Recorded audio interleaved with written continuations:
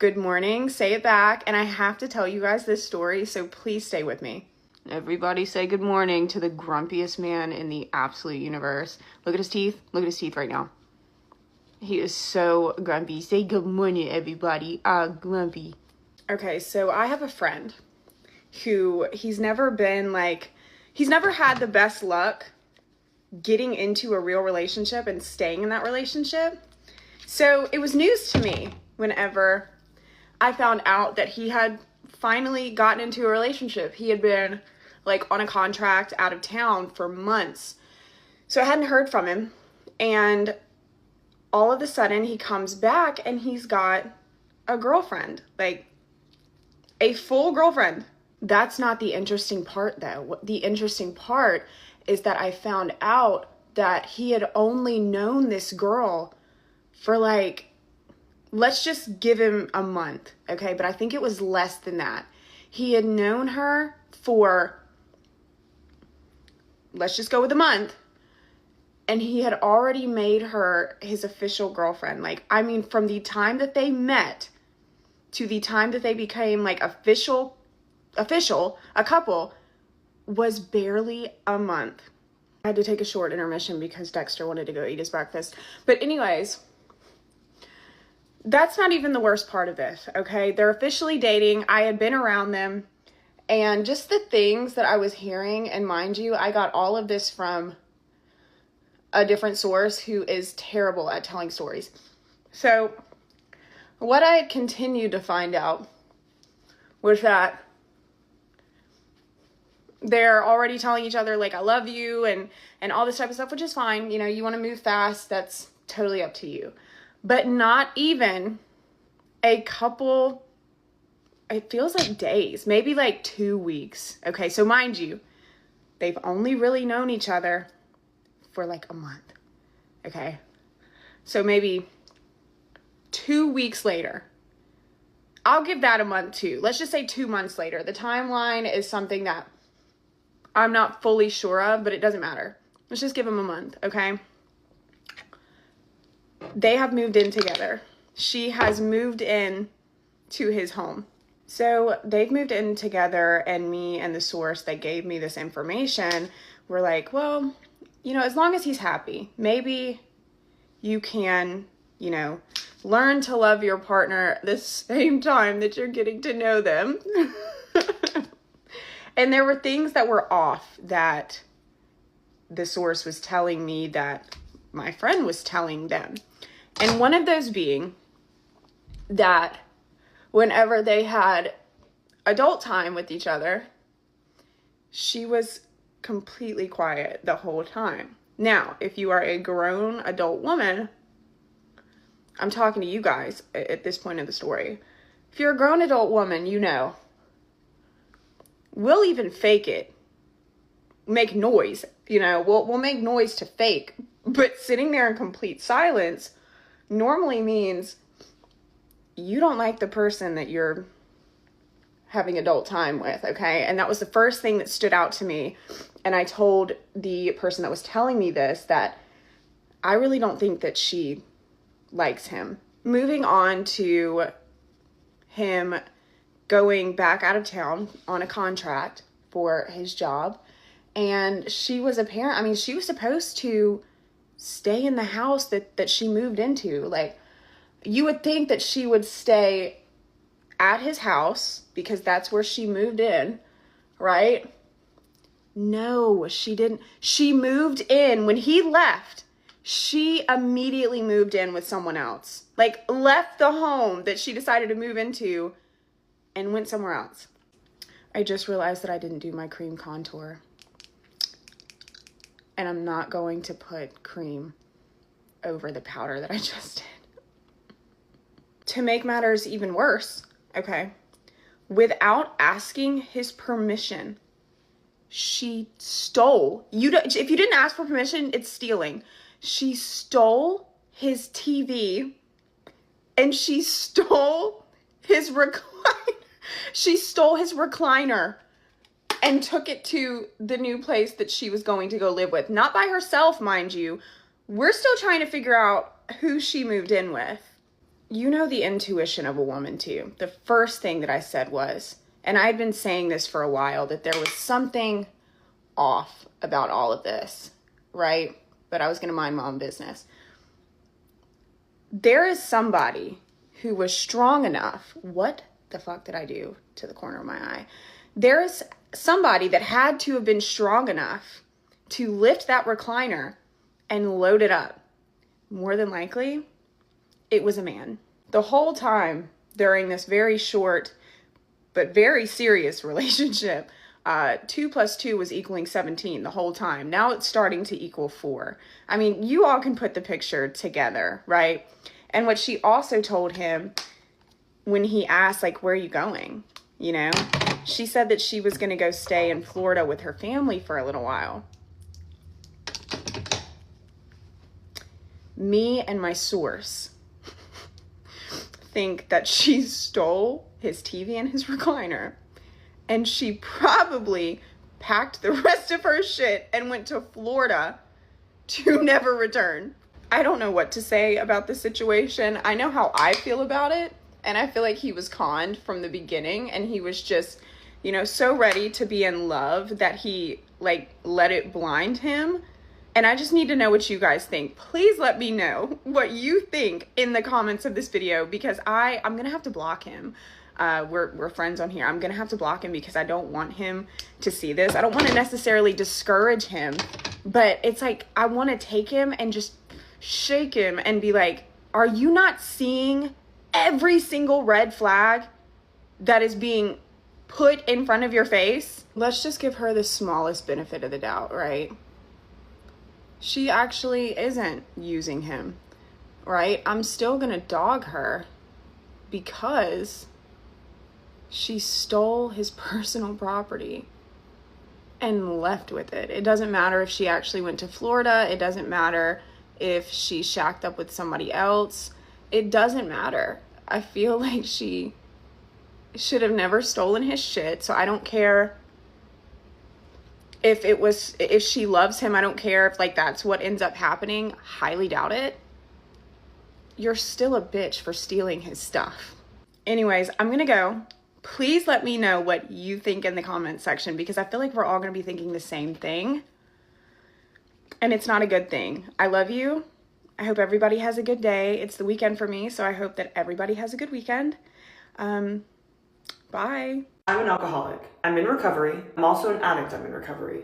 I've been sober for a little over 4 years. Let's get ready for the NASCAR race while I tell you guys another story that is one of the reasons I decided to get sober. This story actually isn't just one night. It's a couple different nights over a couple different weeks. It really shows how impulsive I was when I was drinking, how much I would literally just do anything to get to the party. You'll see. So first night of this story, summer going into my freshman year of college. So I don't have a job, just enjoying the summer, whatever. I get invited to this like little tiny kickback at a friend's house, and I don't have anybody to go with, so I go by myself. Now, I don't think that I drank this night, actually. I think it was like such a small thing, and I had a pretty bad night like a few months earlier, and so I was kind of on this little like, okay, I think we're gonna take a break train. So it was one of those nights, which was very rare. But I get to this little kickback, and I think maybe I'm sipping a drink, like I don't really remember it. I'm alone, and I know like some of the people there chit-chatting, whatever, and I start talking to this guy. And he's like, oh, do you wanna go out to the front yard? Like, do you wanna go somewhere private? Oh, yeah, like, sure, that sounds good. And I'm pretty inexperienced at this point. Like, I think maybe because like 2 people, but I decide to go and sit with this guy on the curb outside the house. Ends up kissing me, and we kind of like make out for like, I don't know, like a few minutes. I don't really remember like how the night ends. I think he gave me his number, and then I ended up leaving. This man, as far as I was concerned, was my new boyfriend. Mind you, we've literally spoken like that one night only, but I have his number, and I had to leave the next day to go to my college orientation. So I literally leave, I go to Fort Worth, Texas, I do my college orientation, and I am sad the whole time. I am literally like, oh my gosh, I miss this guy so much. I cried, you guys. I cried one night. I was crying, and like my like orientation roommate was like, is everything okay? And I was like, I just really miss someone. Okay, I don't think he knows my name, but whatever. I'm doing this orientation, I'm gone for like a week. I'm thinking about this guy, and I'm thinking about getting home, and I suddenly hear that there is a party that's going on the day that I get home. And I'm like checking my flight info because I'm like, I need to make sure I'm back in time for this party. I realize I'm gonna land too late. I was not gonna miss this party because One, I obviously wanted to go and drink. Remember, like, the minute I heard about this party, I was dead set. Like, I was like, I'm getting back into town to go to this party. I don't care how much it costs. I don't care what I have to do. I have to go. If my new boyfriend's gonna be there, he's gonna want me there. Like, I need to be there with my boyfriend. I need to make sure that, like, we're all good. The relationship's going strong. I was pretty sure he was gonna be there. I wasn't certain. I called my mom and I was like, I need you to change my flight. Like, what do you mean? And you guys, I'm changing my flight to be like 2 hours earlier. Like, it is literally like the smallest difference, but I'm in a panic. Like, I'm manic, doing whatever I can to get my hands on this situation. She ends up changing the flight. Cost me like a few $100 just to get in 2 hours earlier. Tell my friend, okay, this is what we're gonna do. You are gonna come and you're gonna pick me up from the airport. I'm gonna change in the car and we're gonna go straight to this party. And I'm gonna see my boyfriend there. It's all gonna be good. Because remember, I'm like crying this whole time. It was so sad that I'm away from my boyfriend. I only had one night together, but it was magical. He could not wait to see me. So, fully changed my flight. I get back into town. My friend picks me up from the airport. The entire time, I'm like, go, go, go. We gotta get there. We gotta get there. I want to talk a little bit about like my mental state, like leading up to this party. So it was all very impulsive. The minute I heard about the party, I decided I had to be home for it. Suddenly, it was all I could think about. I was thinking about this party, how I was gonna drink, how see my boyfriend, like how I was gonna act, like we were gonna live happily ever after. Just like all consuming in my mind. And that is just like kind of indicative of like my drinking. Like it just like once I got it in my head that I was drinking or there was a party or there was like some sort of situation where I was going to be able to really get into it, all I could think about was obsessed. Whatever. My friend picks me up from the airport. I change in the car and we are on our way to this party. I am so excited. I cannot wait. I feel like I maybe asked her to bring alcohol in the car for me. I'm not 100% sure. And remember, she's driving. So what am I doing? Planning on going and partying alone? Like, I didn't care. I just wanted to be there and be around the party scene. I get there and I am like, I look good. Like, I look good. I remember being so excited. Remember, it's all I've been thinking about for the past 24 hours. I changed my flight. I'm like, he's going to be so excited to see me, blah, blah, blah. I walk into this party, looking around, and I'm like, where's my boyfriend? Like, where is he? He is literally sitting by the pool with another girl. Now, I know you may be thinking, like, Jordan, this story is like literally there's nothing bad about this. Like, you didn't get drunk, you didn't do anything. I want to talk more about my like obsessive thinking. Like, and this is how I was around alcohol. Like, the minute I heard there was a party, it was all I could focus on and I had to make sure that it happened. All my morals went out the window. Like, I just had to make sure I got there. I didn't care who I had to manipulate. I didn't care how I had to get there. And it was just like this hyper fixation and absolute obsession on this party, getting to be in front of the right people and ultimately just making sure my boyfriend was behaving, which he wasn't. So yeah, I get there. I see him with another girl. I'm literally so sad. I was devastated. Like, I was crying and I was like, oh my God. And meanwhile, this guy was probably like, didn't even remember my name. I don't think he like even knew what was going on. I mean, he didn't. Like, I just, when I would drink, like I would create these like narratives in my head in these situations. And this is not the first time I did this. Like, multiple times where I fabricated this whole story in my head. And it's getting really difficult to separate the true from the false. Like, I would create these realities for myself and I would really, really engage in them. And it was actually kind of scary. Like I said, this story is not horribly about like the drinking and the like consequences from alcohol, but it's more about like while I was in my disease, my active alcoholism, my delusion, my obsession to be liked, and just like my impulsivity. Like, I heard about like a situation where there was drinking and partying, like I had to get there. Like, I didn't care if the party was in Ibiza. Like, I was like, I'm getting there. I don't have a passport. I'll figure it out. Sneak in. I'll get to Ibiza. Like, I did not care. I was going to do whatever I could. Honestly, just like the need to be liked by other people was just running my entire life. I'm glad I'm sober now and I like don't have to run my life according to where the party's at or like these impulses that I get. Sure, I still like get them, but I'm able to like recognize them now and take a step back and be like, oh, that's one of those impulses.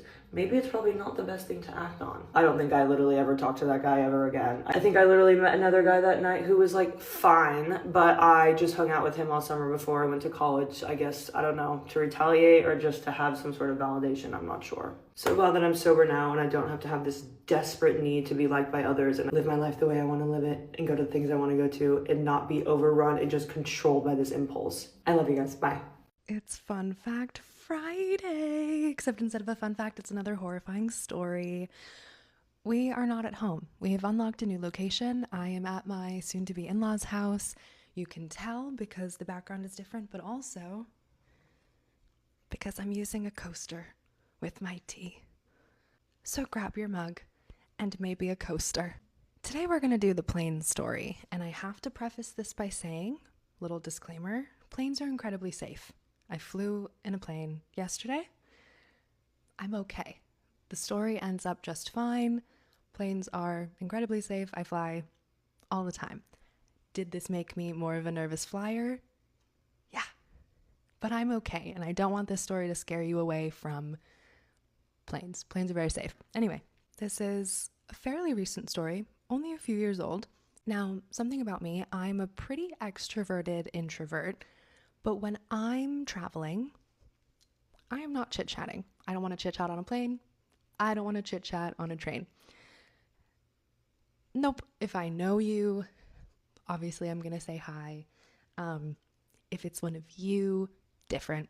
I will chit-chat. But I'm not going to make small talk with the person next to me on a plane because I need to work or sleep or just zone out and watch a movie. All of that to say, I get on this plane. It's a very small plane, connecting flight.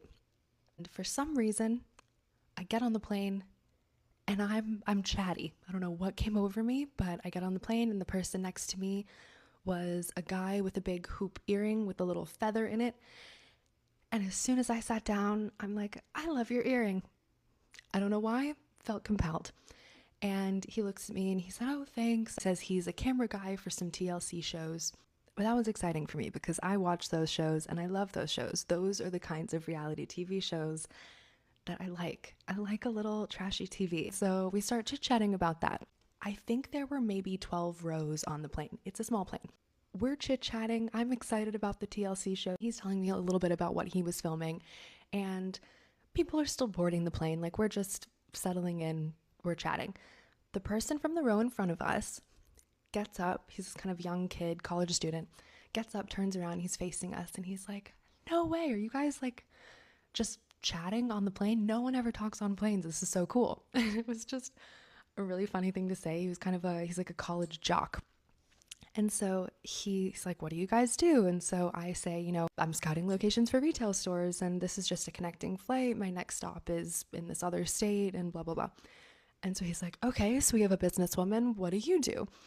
And the camera guy next to me is like, I'm a camera guy. I've been shooting for TLC. And so he's like, okay, so we have a businesswoman, a camera guy, and I'm a football player. Like, this is crazy. Like, this sounds like the beginning of a story. And we're all laughing, like we're chit-chatting. And this is a new dynamic for me. I am not someone that talks to strangers on transportation. It was super fun. We're chit-chatting, we're exchanging names, and we're like telling stories and whatever. Plane's about to take off. So we're buckled up. Everything's good. Plane takes off. We're fine. I get my laptop out. I'm doing a little bit of work. And we start immediately hitting some pretty heavy turbulence. And I know there is nothing dangerous about turbulence. As long as you're buckled up, turbulence is very safe. You're totally fine. And so like the first couple bumps, it's not great, but I fly all the time. I'm not a nervous flyer. The jock makes a joke. He's like, I didn't know they had potholes in the sky. Like we were hitting some pretty intense bumps to the point where I put my laptop away because each time we hit a bump, we're all kind of like up and out of our seats. People are getting a little vocal. Each time we hit a bump, it's getting a little bit worse. People are kind of hovering out of their seats and then we're sort of slammed back down. People are letting out some yelps. It's getting a little bit scary. In one of these bumps, I kind of just instinctually grab the camera guy next to me and I'm like holding on to him, and then I look at him and I'm like, I'm so sorry. This is just like, I'm not a nervous flyer. This is just getting a little bit scary for me. And so we're sort of holding each other's arms each time we hit this bump.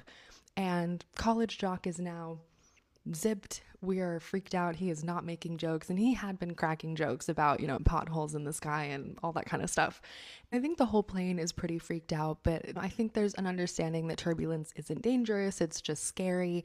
And so we're fine. Everything's fine. We're just a little freaked out until the whole plane goes dark and it gets very quiet. And if you've been on a plane, there's a lot of background noise. The lights go off. It's very dark, and the hum, the background noise, the plane sounds totally silent. And that's when we started freaking out. People start to panic because when this happens, we all go up in our seats. The plane very suddenly loses some altitude. We are in what feels like free fall. People are losing their minds. I'm clinging on to this stranger with the feather earring. And college jock now fully is up in his seat, turning around, holding on to the seat, looking at us, being like, what the hell is happening? He looks at us and he decides to say, none of us should have been chit-chatting on this plane. That's weird behavior for anyone. And not gonna lie, this looks like the cast of a plane crash movie. We've got the businesswoman, we've got the camera guy, and the college jock. We did this. Which is not what you want to hear when it feels like you're falling out of the sky. Now, we can't see the flight attendants. They are for sure like buckled in the back. No one's saying anything. And there is a panic on this tiny plane. People are crying, people are praying. And the thing that really got me was people around us started getting on their phones and like recording videos of themselves being like, I love you, honey. It really felt like this was it. And I get this overwhelming sense of, and I'll pause myself there because anytime I get a question of like, don't you regret going no contact with your parents? Like, don't you think that when things hit the fan, you're going to just want your mom? No. In that moment, I didn't get waves of regret. I didn't get a yearning of like, I should just build that bridge and hug my family. No. Dare I say, nay. I was filled with the dread of knowing that I'm just going to be floating around up there and my mom is going to print an unflattering photo of me on a t-shirt with like Scarlet lives forever in our hearts, and she is going to go on the morning shows. There's going to be a gala. There's going to be a fundraiser profiting off of my demise in a tiny plane on a business trip. That was the only thing I could think of. So I'm having this crisis in my mind of like, my mom is going to make a benefit ball in my honor. And meanwhile, camera guy looks at me and we're holding on to each other. And we are going down. Like we're not nosediving. The plane is very much still straight ahead, but we are for sure going down. We're getting lower. Camera guy's looking at me and he's like, there's this woman on my team that has a crush on me. And I told my girlfriend that she has a crush on me, but I still kind of entertain it because it feels nice. Is that bad? I'm holding on to him. I'm picturing this banquet gala that my mom is going to host. And I'm looking at him and I'm like, yes, that's bad. If we make it through, you need to apologize to your girlfriend. You need to cut that shit off with the girl that's entertaining you on your team. That is not appropriate. And he's like, you're right. I'm so sorry. We're going down. The college guy is holding on to the back of his seat and he's staring at us and he's like, I feel like we manifested this. And I am just pissed because I know that my mom is going to eat this up. I don't know how long this was happening. It felt like a very long time. And all of a sudden, the lights go on. We hear that whoosh. We all kind of settle back into our seats because we had been going down like fairly quickly. The captain gets on his intercom and he says, we had an engine failure, but it's okay. We prepare for this exact situation. We have an auxiliary engine or backup engine, something like that. He was like, we have an engine that's running. We are at a controlled descent and we are going to fly the rest of the flight at this low altitude for safety. We are just going to cruise to our next destination. Everything is okay. I know that was probably scary. We're all okay. We land. We're all, shaky. We're thanking the crew. And I got right back on another plane. That's the plane story.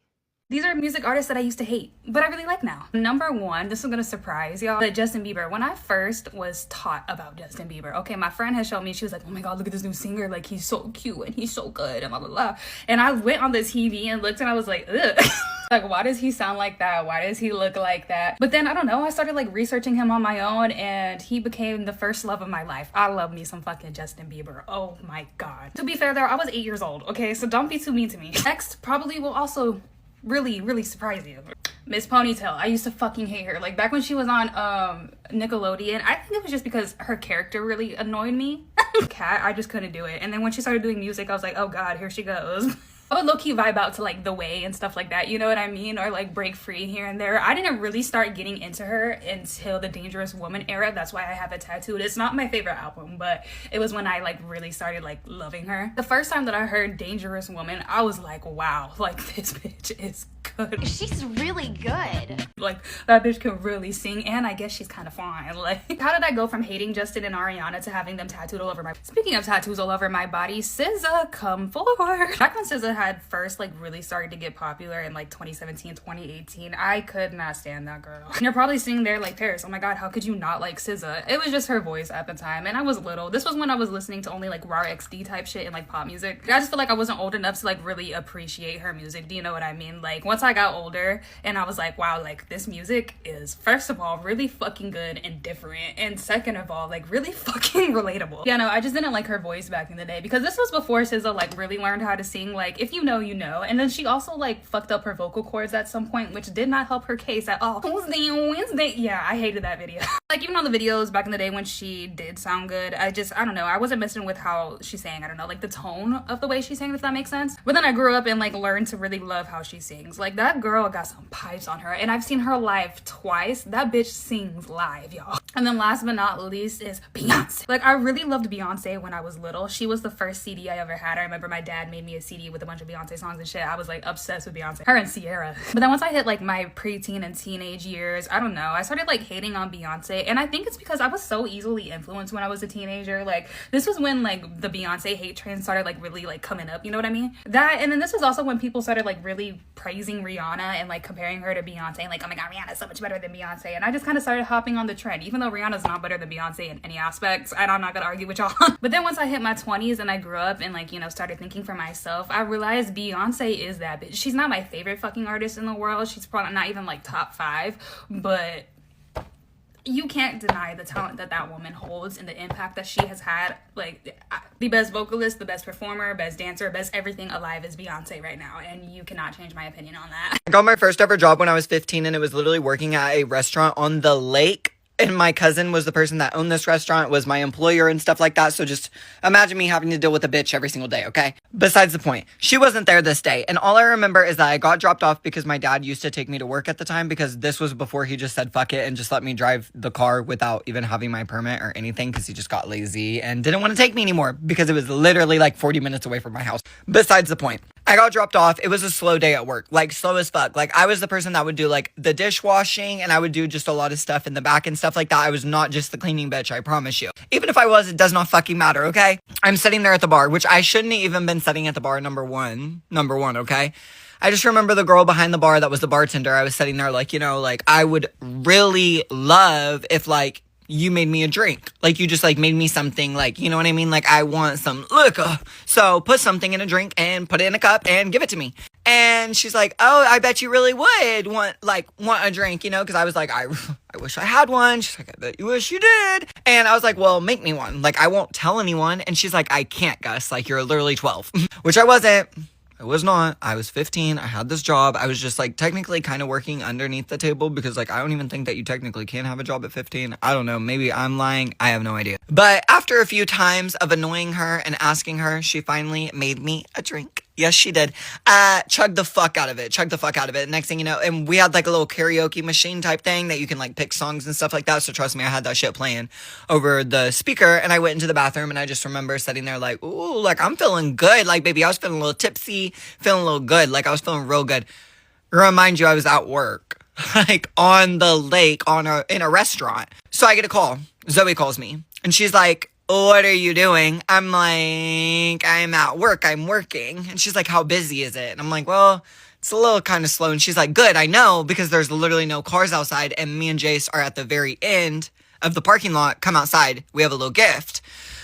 So I told the girl behind the bar, I'm like, I'm going to run outside real quick, get some fresh air and stuff like that. Because like literally if it was slow, I promise you we could like, there was not much that we could fucking do. So like, better just go. So I went into the car, literally snuck into the car, and literally it was her and Jace, which Jace is her brother. And they had some gardening shit, dead ass. And yeah, we did that. I mean, literally the whole car, like the smoke, literally it was like a Scooby-Doo shit. Like you could literally just do that with the smoke. I already told them like, bitch, I'm tipsy as fuck. I feel good. So when I got to go back to the restaurant, I felt even better. Like, I felt even better. And this was like 4 p.m., 5 p.m. or something like that, right? So the night was still young. The night was still fucking young. And then Taylor came in, which I love Taylor. Literally, she would always bring me stuff and be like, I got a little surprise for you and stuff like that. Well, she ended up showing up and she's like, oh my God, let's go to the back, blah, blah, blah. And obviously we went to the back and we got in and then we came back in. And I just remember Christina, my boss, my cousin at the time, she got so fucking pissed off at us and she was literally yelling. And she was like, you all literally smell like, I mean, duh, bitch, it's loud as fuck. But that was just another, like, that was literally just a night of my work experience when I was growing up. That wasn't even like the craziest because you guys, Zoe worked with me. Like, we literally had the same exact job. So y'all can only imagine, like, bitch, they would literally, I had a truck because my dad just gave up and was like, fine, drive yourself to work. And I literally had a truck. And of course, since I did, they would make me take out the trash, which, like, bitch, how does that work? Like, I don't want to put that shit in my fucking truck. And I just remember me and Zoe went to take the trash out one time and I started going the other way. Like, I didn't go the way to go to the trash. I went a whole different way. And Zoe was like, what the hell are you actually doing? Like, we're on the clock. Yeah, we went on a drive real quick. Like, we went on a fun ass fucking drive. I was like, bitch, chill. It's okay. It's not that big of a deal. And then we took out the trash and then we would go back to the restaurant and just go on with our day. I sometimes it was fun. It really was fun until it wasn't. Because every night we were having fucking mental breakdowns because that place was insane. I accidentally caught my husband cheating. I watched that 5-part story, so you don't have to. That's Mercedes, and she's letting us know that she accidentally found out that her husband was cheating on her. Now, I do want to give a trigger warning. We are going to be talking about domestic violence. Now, she said this all started on Super Bowl Sunday, and they basically were having a Super Bowl party.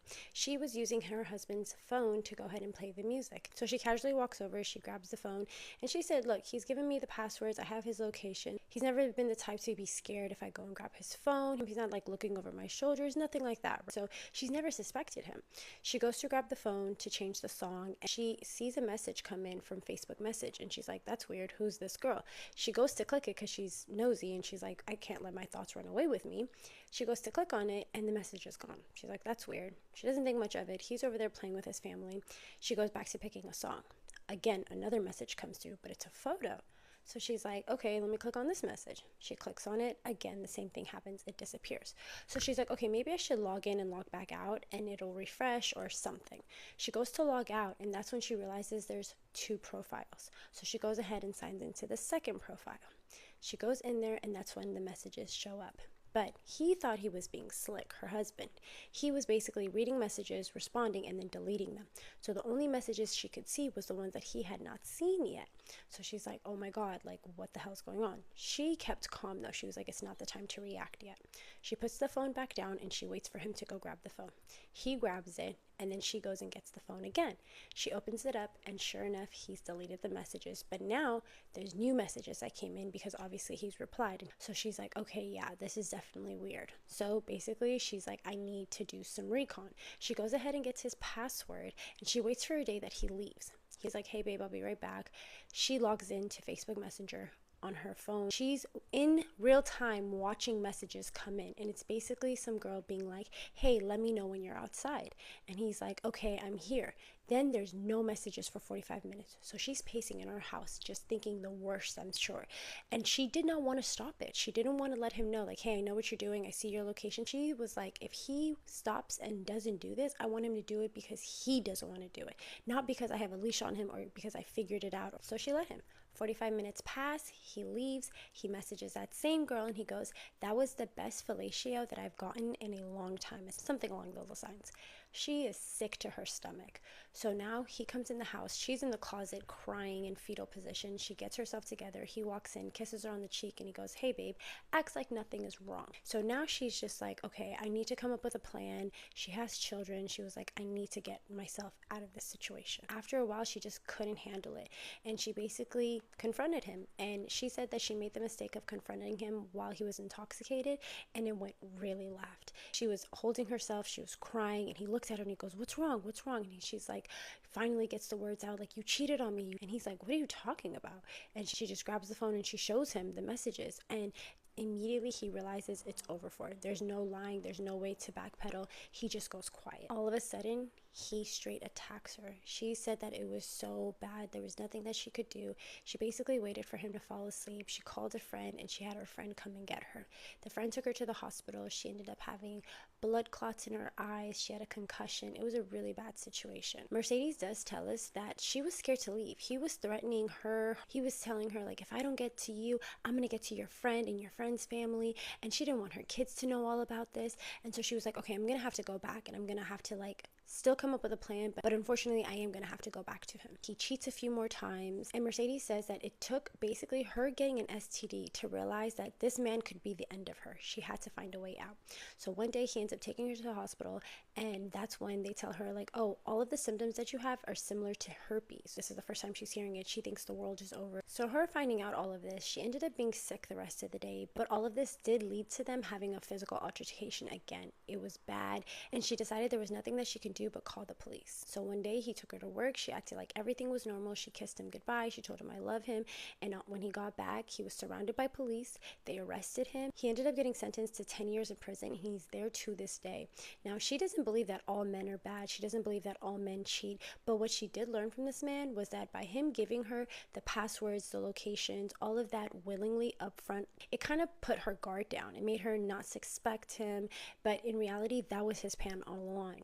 By him offering these things, he was hoping that she would never go looking, because, like, why would someone that's sharing the locations cheat, right? Right. Now, a few days later, she did end up finding out the diagnosis actually was not herpes. She just had chlamydia, and with a few pills, she was able to cure it. She knows that she did not deserve what happened to her, and she's glad that she's out of that situation. She's like, life might not be exactly how I want it to be at the moment, but it's a lot better than it was. She was able to get a divorce and move on with her life, but unfortunately, nobody wants to go through a situation like this, and I hate when I have to hear stories like this. I'm so sorry that this happened to you. You guys tagged me in this a bunch. I wanted to make sure I got it out to you guys. I appreciate you guys as always. Bye. Ain't nothing I can't stand more than a bitter baby mama. I don't know if y'all seen this story or not, but this dude said him and his baby mama had broken up. They have a daughter who's 6. Well, he said he wasn't allowed to see her because the baby mama was upset at him because they had broken up. Well, he had broken up with her. Well, he said he decided to go and have lunch with his little girl at her school. Well, the school wouldn't allow him to come even in the school to see her because they said that he wasn't on any of her paperwork. Yes, she didn't put his name on nothing.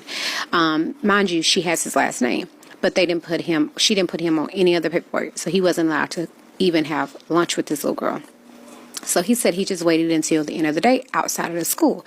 So the mom goes and picks her up for school, and he follows her home because he said they had broken up and she had moved, so he didn't know where she had stayed. So he said he followed her and she had went to some apartments. So he pulls in and he gets out the car and he's like, let me see my daughter, let me see my daughter. And she's like, ugh, you got a hickey on your neck? Look at them hickeys on your neck. And he's like, man, what does that have to do with me seeing my daughter? She was like, because that's nasty. She looks at the little girl and goes, you see those hickeys on his neck?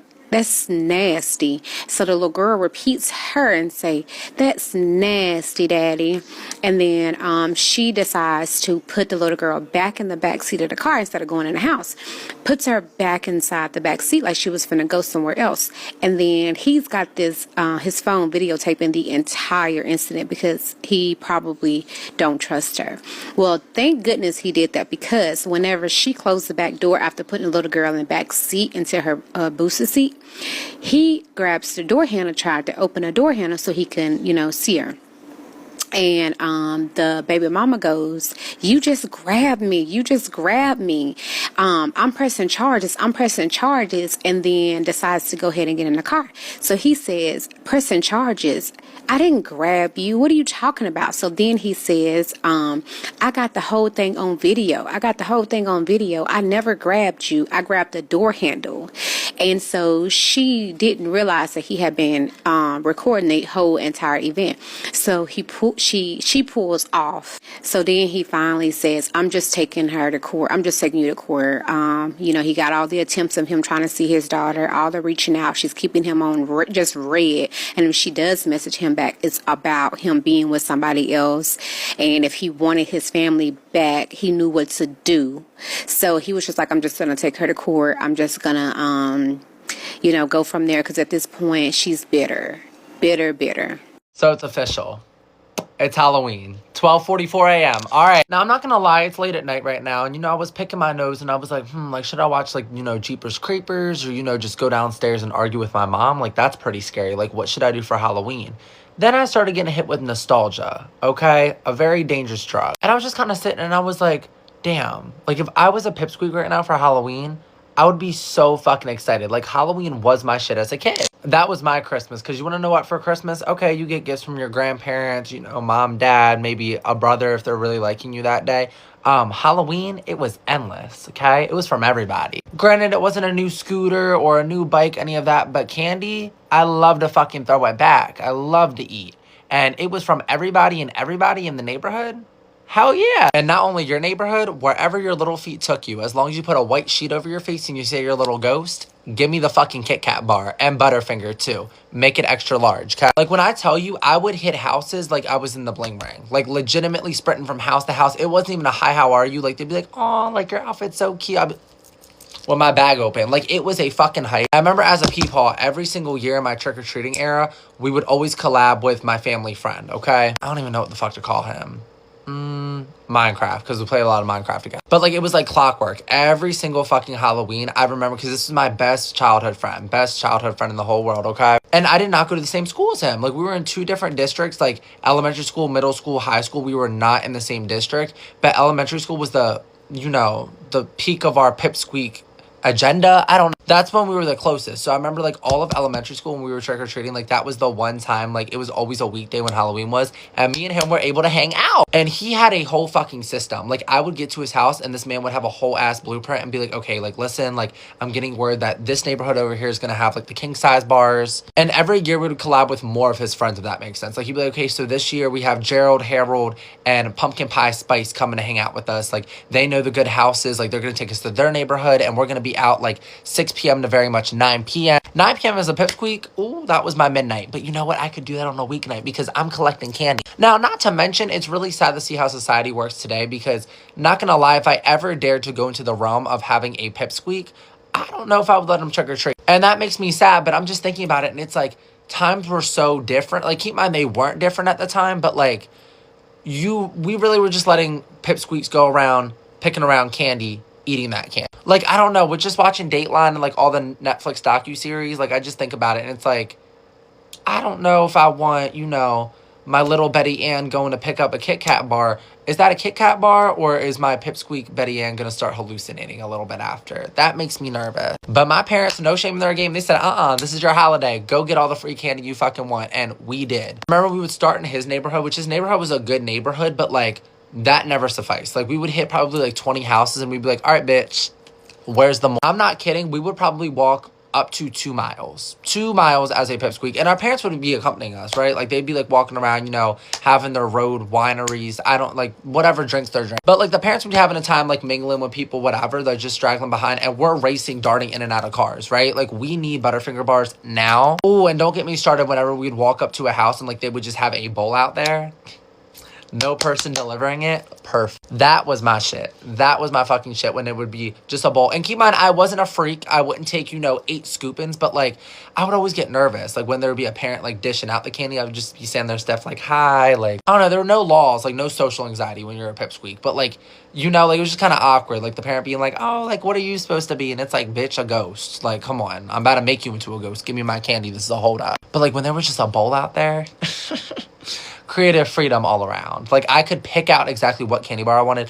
Granted, once again, when I would go up to a parent, they would just, put Twizzlers in my shit, and I'm not a Twizzlers girl. Or Snickers. Never felt right with me. But, like, I could carefully pick what I wanted. Oh, I loved it. And don't get me started, too, because I want to say it was around, like, 5th grade going into 6th grade when my parents decided to get divorced. That cute little decision. Not gonna lie, didn't like that they got divorced, but I did smile because that meant 2 neighborhoods that I could trick-or-treat in. Like, I was just so obsessed with trick-or-treating. Like, I was like, I remember them sitting me down and being like, okay, like, we're getting divorced. And I was like, Halloween's on the come up. Like, that's 2 neighborhoods. Beyond fucking ignorant. Like, my brothers were probably crying. And I was sitting there like, okay, like, I can, like, hit, like, a lick on this house, and go to a whole nother neighborhood. They're not gonna be able to stop me. And I remember it was the first year they were divorced, and literally we trick-or-treated with my dad for, like, the first, like, 2 to 3 hours. And it was round 2 at my mom's neighborhood.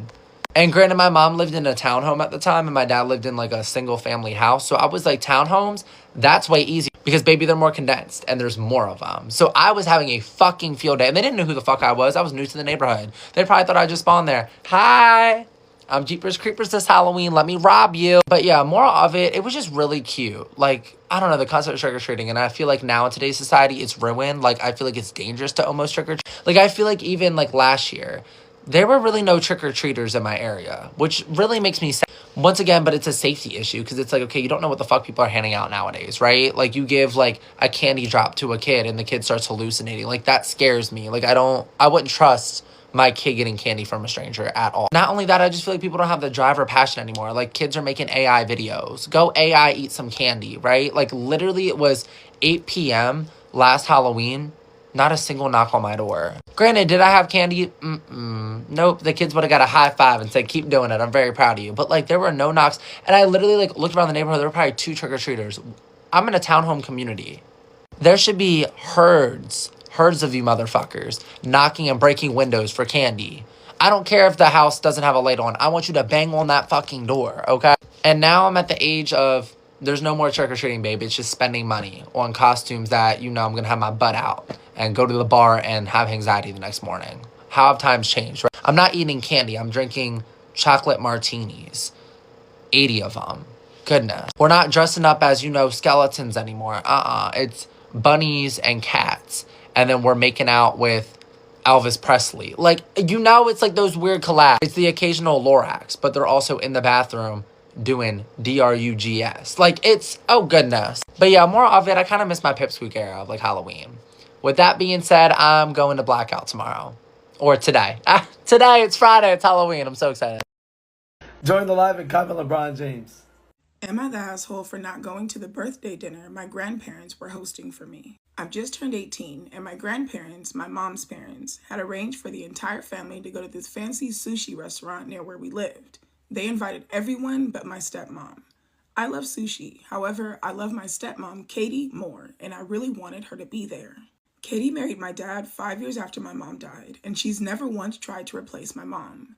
When it's mom's birthday, Katie makes mom's favorite meals for all of us to share, and she's genuinely interested in hearing our stories about mom. She's actively kept mom's memory alive. It's something my brother and sister are grateful for. Even if Katie had been invited, she has a severe fish allergy, and she can't risk any cross-contamination. You're not that asshole. Like, I know you said that you love sushi, but I think the reason they chose this specific restaurant was because of Katie's allergy. They knew she wouldn't be able to come. I asked my grandparents if we could move the dinner to another restaurant so that Katie could also attend as I wanted her there, and I suggested a steakhouse because I'd rather have Katie there than have sushi. They said no, they didn't want someone like Katie there. What you mean? Now what the fuck is that supposed to mean? Long before Katie and my dad got together, Katie was an addict. It's not something that she's kept from us, and we all know about it. She's spoken about it at church, which is how my grandparents know. She's been clean for over a decade. Are you fucking kidding me? Are you serious? No, I wouldn't want to sit at a dinner table and eat with people like this any fucking way. No, my love, you are absolutely not the asshole. They also told me that Katie isn't my mom and that she needs to stop acting like it. This is your late mom's parents talking like this. Instead of them being excited and over the moon at the fact that their grandchildren has a woman in their life that loves them so much, she's actively keeping their mother's memory alive. They are upset that this woman has a past, but chose to better herself. Are you kidding me? Katie's better than them, and they know it, and they can't fucking stand it. My dad even spoke with them. They reiterated that they didn't want Katie there. Katie told me she understood why I wanted her there, but I shouldn't burn bridges with my grandparents. Your grandparents are the ones that are burning and blowing up all the fucking bridges. They are the ones that are pouring the kerosene and lighting the fucking match. They strap the goddamn C4 to the shit and press the button. Kaboom. They are the ones that are doing this. They are actively trying to keep someone that is important to you away from an important birthday dinner. You just turned 18. That's a milestone. They are purposely doing this. They're the ones. You are not doing anything, my love. Katie said that we could always celebrate another time as a family. Me, her and my dad, my brother and my sister, my stepsister, and my twin half-siblings. On the day of the dinner, I told my dad that I wasn't going if Katie couldn't attend. Period. Stand your ground, baby. Hold firm. Hold firm. I told my dad that if the person who I consider my bonus mom, who chose to love us equally and puts our happiness above her own, isn't invited, then I'm not going. My dad said he understood and that he would handle my grandparents. He called them that morning and told them that none of us would be attending, as I've made the decision that I didn't want to go if Katie couldn't come. Since the day of the dinner, I've had messages from my mom's family saying that I've been brainwashed by Katie and my dad to forget who my real family are. No, my love, your real family are the ones who act like it. These people aren't acting like family. You didn't fucking forget, and how the fuck could you forget when they worked so goddamn hard to remind you? I know Katie has abusive messages from them as well. I heard her crying last night as she and my dad talked about some of the messages that she received. Even my younger brother and sister have gotten messages telling them that this whole mess is Katie's fault. My grandparents have threatened to sue my dad for custody of my younger brother and sister, 16 and 15, again. Apparently, they tried and failed to sue for custody when my dad and Katie got together because of Katie being a former addict. I'm starting to feel like this is my fault because I refused to go to the meal. So am I the asshole? No, my love, you are absolutely not the asshole. Nothing that you said or did here makes you the asshole. Not at all. Not at all. You put a boundary in place and you held firm. When you were younger, there really wasn't much that you could do about it. But now you're 18 and you're letting your grandparents know that shit stops now. You will not treat her different around me and expect me to continue to come around. I'm so proud of you. I'm so proud of you. You are with your real family. You are. Because if your grandparents truly loved you, their love for you would outweigh their hate for Katie. But it doesn't seem to be working that way. No, my love, you did absolutely nothing wrong. Your grandparents, on the other hand, oh, they suck. They're absolutely fucking disgusting. I know you said that you love sushi, but I know for a fact they picked that sushi restaurant because they knew it would make it harder for Katie to be around, despite the fact they never invited her in the first place. I don't give a fuck. I know they did that shit on purpose because they're absolutely gross people. Suing your father for custody of his children after his wife dies because his new partner has a past is absolutely fucking gross. A past. It was not her present. It was her past, meaning she was already choosing to be better, but yet she had a past and that was terrible for them. No, my love. No, you're not wrong. My favorite part about this story is that this is a successful blended family. I can probably count on one hand how many times I've come across stories like this because this is Reddit and we thrive on drama over here. But when I do see them, they always make my heart sing. This lady says she was with her husband who was incarcerated for 4 years, and she felt like his emotional punching bag because she was doing what he wanted others to do. We was married for 1 year when he first went away. I was there and no one else. He was miserable and mad all the time, and it was like he wanted me to be miserable and mad as well. I got all the anger, the hung up on, I don't understand, and just meanness. I was doing what other people wasn't, but it wasn't the one he wanted it from. My cousin told me, and I'll never forget, leave him now and it will save you later. He would say how when he got out, he wanted nothing to do with his family or his so-called friends because they didn't visit him or even pick up the phone for his phone calls. When the phone rang, I answered. Every visitation, I was on that highway. Every letter he wrote, I wrote back. Every bad day this man had was a bad day for me too. He would even get mad and say, you should just abandon me like everybody else, but you will soon. Watch. It was like I had to be part of what the other people he wanted to talk to was doing to him. I could just never hold him down and be a good wife. He was released and ran straight to those people that did nothing for him the whole time he was in there. He ran to them to feel something that he was missing from them while not giving a damn about me or being at our home. Oh, while being none of them, he got himself in a situation that landed him right back in there. And guess who was his phone call? And then all it took was a small fee to get him out. And at that moment I said, let them get you out since you give a damn about them so much. I left him right there, dropped his stuff off at a clothing bank. I filed for a divorce, and I never looked back.